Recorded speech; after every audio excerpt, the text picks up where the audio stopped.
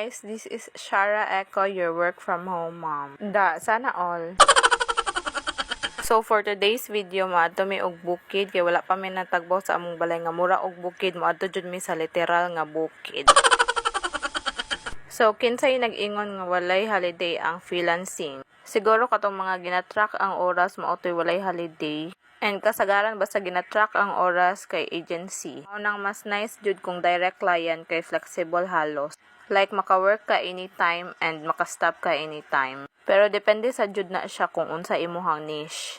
Daghan gyud kaayog pasikot-sikot sa freelancing, pero kung porsigido gyud ka, walay imposible.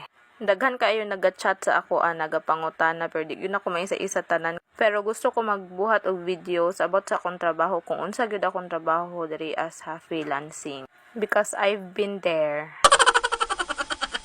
So kung naa may pangutana, comment ra mo dira kay tanaw na to kung maansiran ba jud nato na tanan. So balik na ta sa atong bakasyon no. Feeling kay makabilyard iyang papa mo ra jud og correct. Pero dili pud paalas ang anak uy. Nag-arrange pud siya iyaha. Tapos ang amahan kung maka-plaster na mura jud og pro.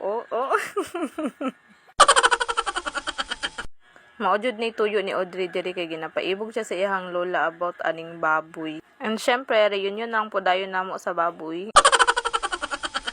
Di kumusta jud nako sila og maayo dira.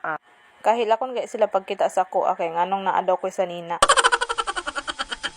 Mao na gipakaon na nako para dili mangluod. Unya kay udto naman, niinit na. Bawi sad sa katugnaw atong kadlawon uy. Halos di jud kaganahan mo bakod tungod sa katugnaw. Tapos anang udto, init na pud jud kaayo. Pares na lang pud ay nasa mong paniudto. Ayaw na mo pangutan ng anong ning tambok ko no. Kay kita niyo naman. Pero mao naman ay bagong sexy karon tambok chubby. Istorya sa mga dili pa gusto mag-diet. Kaon gyud da, ayaw ipahalata nga nabukog ka anang baka. Baka na gani na ano. Kaya wala pa man ko natagbo ni kaon ko aning singkamas ug mangga nga nauyap.